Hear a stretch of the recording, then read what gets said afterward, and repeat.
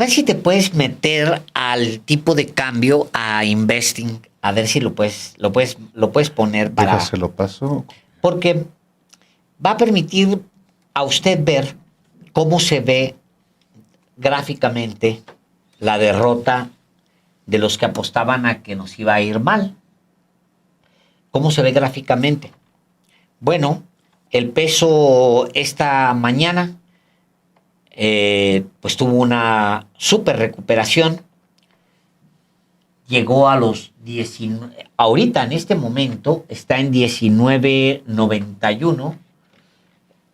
¿Quién sabe en qué andas? No, es la otra, la que mandó Alejandro. Este es de los mercados, perdón, Pau, es que yo mandé la otra liga. No, es la otra, la de la primera, la de Alejandro. Ahorita el dólar está en 19.91. O sea, exacto, esta 19.91 está ahorita el tipo de cambio. Ajá. ¿Por qué, Álvaro? ¿Por qué está en 19.91? Porque a México pues le tocó nada más un rasguño. De todo lo que hizo Trump el día de hoy, le tocó un rasguño. Se logró gestionar una crisis. Esos, digamos que se puede decir así, tal cual. Se logró gestionar una crisis con éxito. Estábamos bajo amenaza. De hecho, Álvaro, yo creo que México estaba bajo su mayor amenaza en mucho tiempo, por encima de la amenaza que había sobre Canadá, por encima de la de Canadá, porque Canadá se le metió en las patas al caballo, Álvaro. Eso es lo que hizo Canadá. En realidad con Europa, pues sí tiene pleito con Europa, es incluso ideológica. Europa representa todo lo que Donald Trump no quiere que sea Estados Unidos. Es hasta ideológica. Con Asia es China. No le quiere pegar a los demás, es China. Pero bueno, pues los aranceles en la mano, tiene poder, lo hace.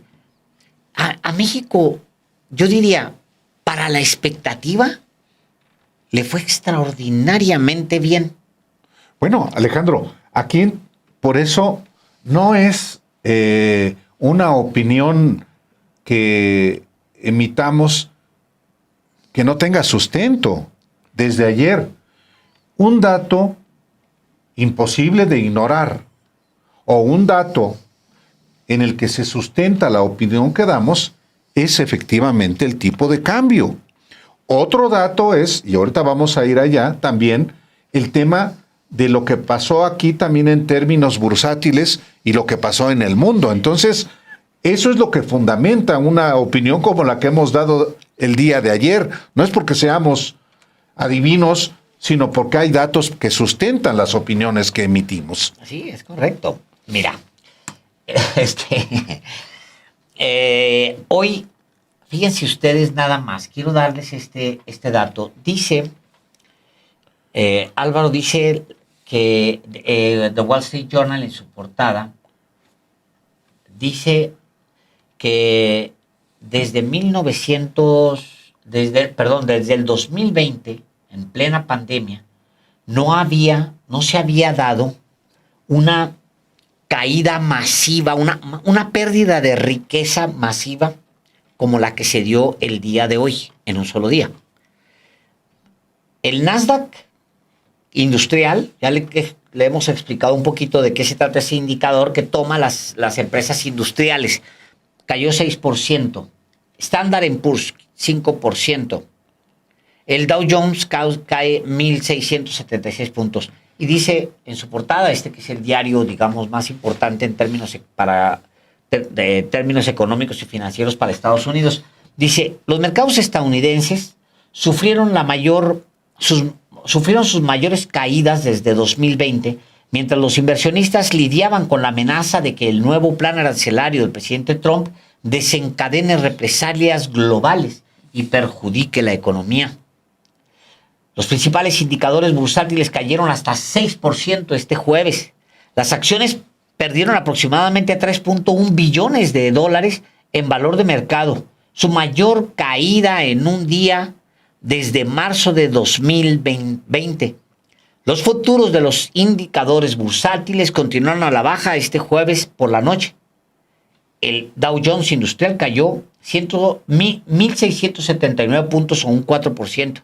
El Nasdaq, con un fuerte componente tecnológico que impulsó al mercado durante años, bajó 6%, lastrado por las fuertes pérdidas de Nvidia, de Apple y de Amazon. El Standard Poor's 500, que cayó 4.8%, y los demás indicadores de referencia sufrieron sus mayores caídas desde los primeros días de la pandemia de COVID en el 2019. El dólar, dice The Wall Street Journal, se desplomó. El índice de The Wall Street Journal dólar registró su mayor caída desde el 2023. La caída del 1.3% llevó al dólar a su nivel más bajo desde octubre, una señal de inquietud sobre las perspectivas de crecimiento y temores de una drástica reducción de flujo de fondos al país. El dólar se desplomó 1% frente al euro, el yen japonés y el franco suizo. Bueno, y frente al peso mexicano, de una vez sube un poquito para ver cuánto fue.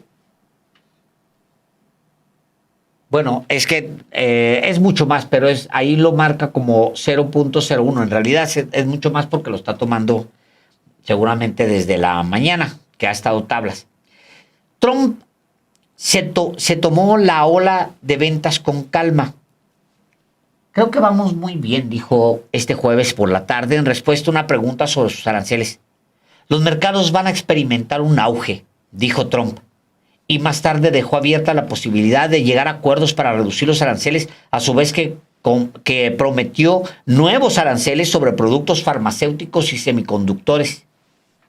Algunos aliados de Estados Unidos se mostraron contundentes tras la divulgación de los detalles de los planes arancelarios del presidente estadounidense a última hora del miércoles.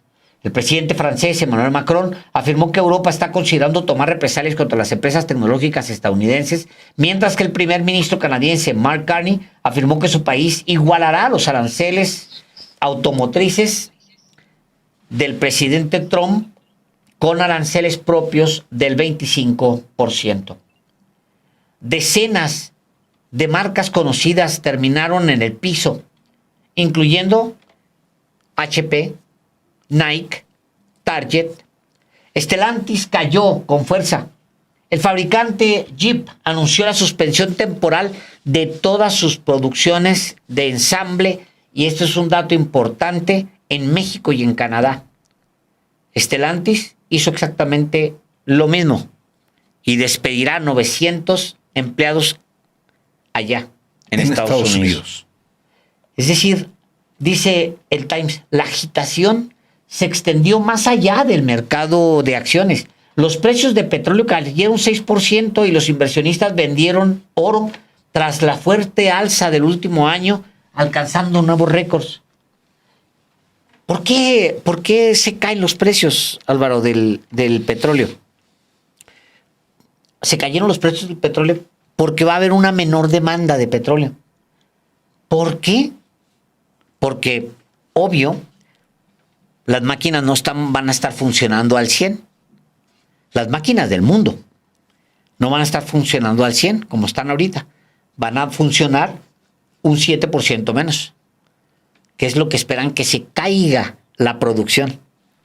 Entonces, el cálculo rápido de los analistas es, como se va a caer la producción, va a producir menos, pues van a echar a andar 6% menos veces las máquinas, y se va a venir hacia abajo el precio. El crecimiento, la corrección, es por eso en el precio del petróleo, de los combustibles. Imagínate nada más. O sea, todo eso está pasando en el mundo, mientras que, otra vez, la Bolsa Mexicana de Valores el día de hoy ganó 0.54%. La bolsa y el fortalecimiento del peso, Alejandro, porque el dólar fue cayendo a lo largo de la jornada frente al peso que se apreció. La divisa estadounidense llegó a venderse a 19.84. Ahorita vimos, está a 19.91, pero llegó a venderse a 19.84 pesos, un nivel registrado a principios de noviembre del 2024, antes de la elección de Donald Trump, y al cierre de los mercados, el dólar se cotizó a 19.94. Bueno, aquí estamos viendo 19.92 pesos, aún debajo del piso de los 20 pesos. Es decir, desde el anuncio arancelario que impactó a 185 países, a excepción de Canadá y México, el peso recuperó una fortaleza previa a la era Trump, al día en que tomó posesión Trump de la presidencia de Estados Unidos, que fue el 20 de enero.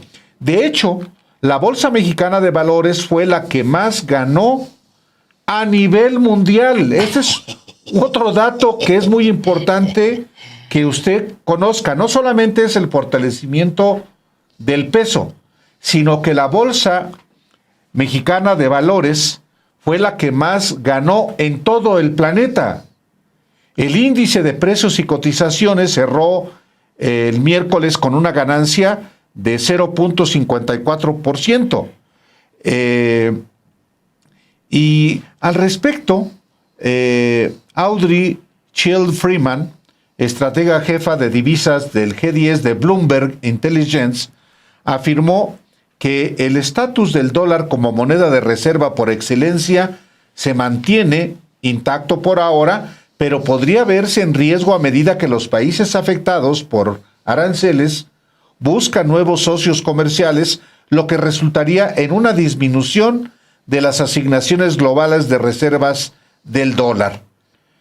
El desplome refleja una pérdida de confianza en los activos denominados en dólares en general, declaró por su parte Francesco Pesole, estratega cambiario de ING, lo dijo al Financial Times. Dice, es un voto de censura a los 100 días de Donald Trump.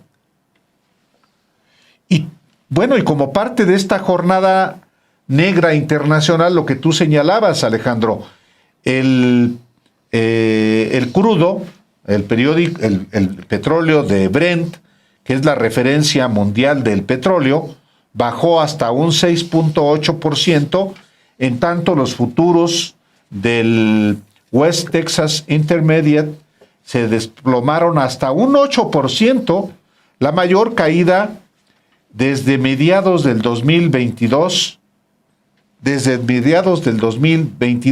y las acciones de las grandes empresas tecnológicas hasta las pequeñas empresas que invierten exclusivamente en bienes raíces estadounidenses también se desplomaron, según AP. Es un día negro para el mundo. Tremendo. Que contrasta, pues, con México. Ahí están esos dos datos simplemente. Es un día negro, Álvaro, para el mundo, negro. Ese día negro nos va a pegar, obviamente. Bueno, porque si hay recesión. Sí, bueno, viene una caída. Mira, es que como se elevaron los aranceles, nosotros nos quedamos abajito. Sí. ¿Qué significa? Bueno, si el encarecimiento de todo el entorno, mientras que lo nuestro quedó con los precios que teníamos ayer. Simple y sencillamente. Entonces, la demanda no cae, Álvaro. O sea, la demanda de mucho de lo que nosotros producimos, de lo que está dentro del Temec, fuera de autos que nos pusieron un fregadazo de 25%, todo lo demás, Álvaro, pues ni modo que dejes de comprar alimentos. No. ¿Cuánto decía el secretario de Agricultura que nosotros mexicanos le ponemos en la mesa a Estados Unidos? No creo que era como un 40%. Es muchísimo. Estados Unidos depende. El hecho de que no le hayan impuesto el 10% de arancel, sí. No el 25%, 10% de arancel general que le impuso Donald Trump a todos los países del mundo. Eso lo hace más competitivo al producto o a los productos mexicanos. Sí. Una cebolla, ya no hablamos, o el aguacate mismo. Del que hablamos Del ayer, que que hoy hablamos. habló Marcelo del aguacate, del aguacate, justamente, pues claro. es que es el ejemplo de ejemplos. El aguacate. Los estadounidenses van a seguirlo consumiendo sin pagar un sobreprecio. No sabemos. Ah, el Al nuestro, aguacate, el el nuestro. nuestro. Claro, claro, No, claro, el sí, nuestro. Sí, claro. ¿No? Pues hay aguacate chino ya, ¿no? Insípido. Ya ves No, que, no pues, sé. Si hay agua que ¿dónde no más lo hay dudo. aguacate? Bueno, hasta España ha querido producir, y produce una partecita, hay otras partes de palta, le dicen hacia el sur, o no sé qué, ¿no? ¿Cómo le dicen, Pau? ¿Palta? ¿Para dónde hacia el sur? Tú le dices palta, seguro. No, hay, se siembra también en Morelos, por ejemplo, hay aguacate. Sí, en muchas Bueno, partes. pero vaya, lo que me refiero es a que el aguacate o una cebolla o brócoli o espárragos, los productos que los estadounidenses consumen procedentes de México, pues no van a sufrir ningún sobreprecio, ningún impuesto, ningún arancel. Eso sí hace una diferencia con los demás productos de otros países. Sí. O de los mismos productos, pero de otros países. Fíjate lo que sucedió el día de hoy. Déjame te lo muestro en este gráfico para que usted lo vea, porque luego estos gráficos ayudan a entender. Estamos ahorita. Aquí es Álvaro, mira. Toda esta barriga que se hace aquí, toda esta, hasta acá. ¿Dónde crees que cae esta barriga? ¿Qué fecha crees que es esta?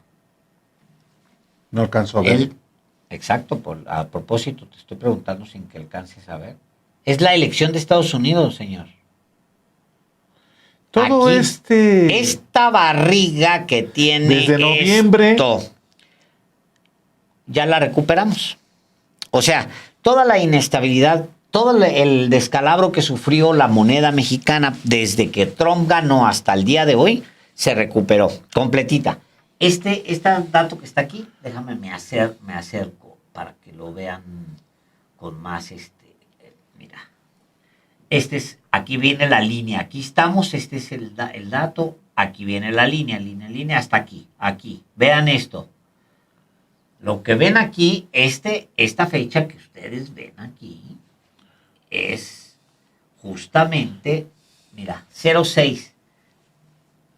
11, o sea, noviembre del 06. O sea, viene de aquí, pues, ¿no? Aquí está la elección de Estados Unidos. Se recuperó, pero toda esta barriga, ya lo volvimos a ese punto.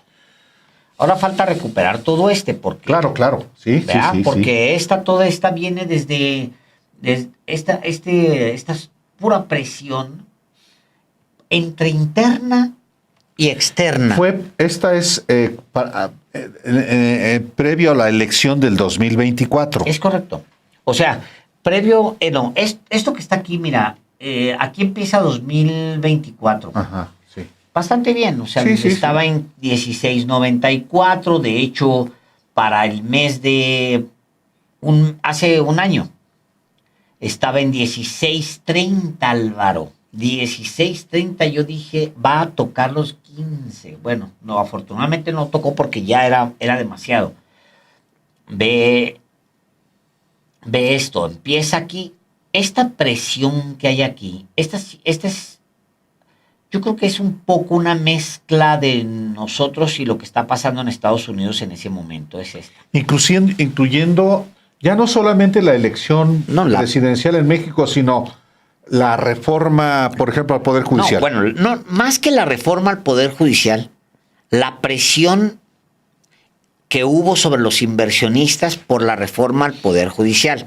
O dicho de otra manera, toda esa percepción de riesgo que generó Gabriela Siller, no se nos olvide. O sea, parece que no, porque nadie le dice absolutamente. No, pues la invitan nada, a todas partes, pero es la Biblia para los Pero mira, se nos olvidan estas cosas, se olvidan, por eso, déjame, a ver, les comparto esto porque acuérdate tú que nos iba a cargar, como se dice coloquialmente, el payaso, por la reforma, mira, aquí me acabo de meter. Al Poder Judicial. Ahí está, mira, no estoy inventándolo, es que había muchas Gabrieles Silleres tratando de hundir a la economía mexicana. Si se aprueba la reforma al Poder Judicial, es muy probable una recesión en México. Imagínate qué declaración más irresponsable. O sea, el Banco Base buscando que un México se hundiera como diera lugar, Álvaro. O sea, dime tú, si no es una irresponsabilidad tremenda de un analista decir que si no se formaba la reforma que ella no quiere y que Banco Base no quería, entonces se iba a hundir. A ver, pregunta.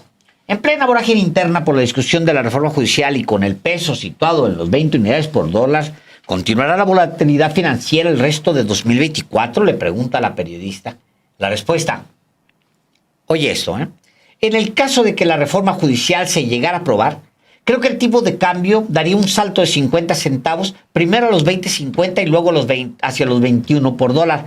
Pero si las agencias calificadoras recortan la calificación de México, el tipo de cambio se podría ir más arriba. Ahorita hay optimismo de que la reforma no se va a aprobar.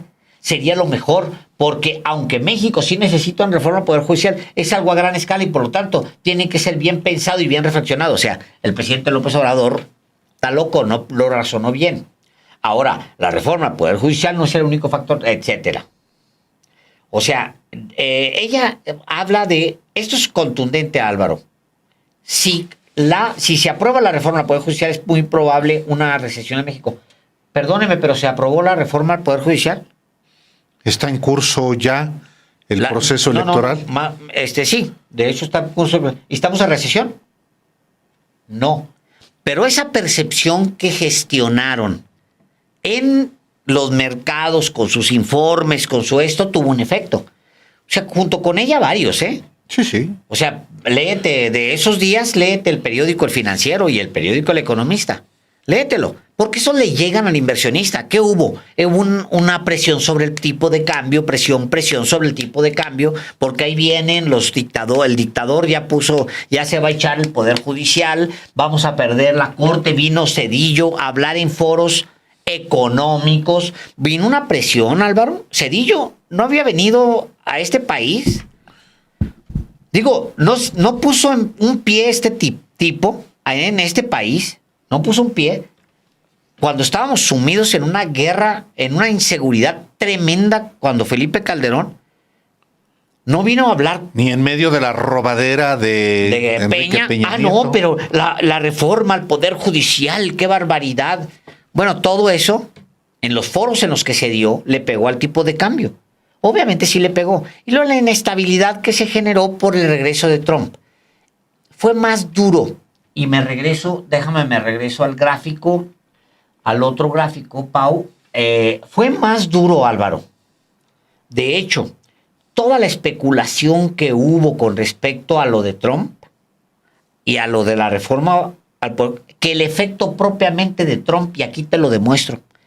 Fíjate bien, mediados del 2024, está la reforma al Poder Judicial, es el tema. Norma Piña reuniéndose con los intelectuales en la casa de Federico Reyes Heroles, las Gabrielas Silleres, etcétera, metidos, los periódicos más importantes publicando que la dictadura va a tomar el Poder Judicial.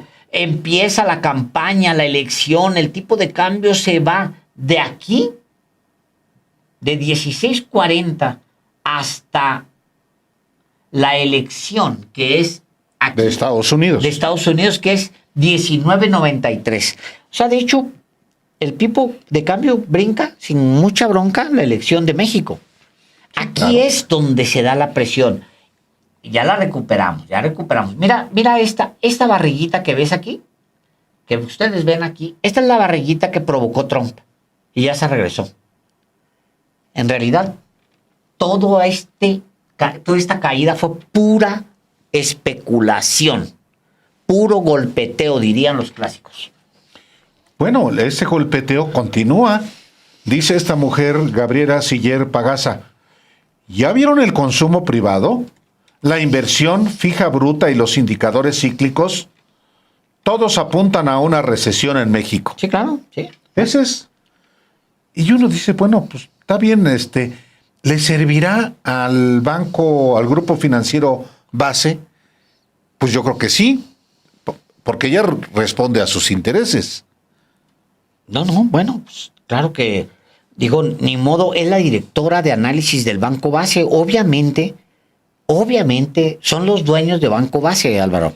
Pues sí. No puede estar la directora de análisis del Banco Base, hablando del hundimiento de México sin que tenga la autorización de los Sí, dueños. naturalmente. Es muy interesante lo que pasó ahí.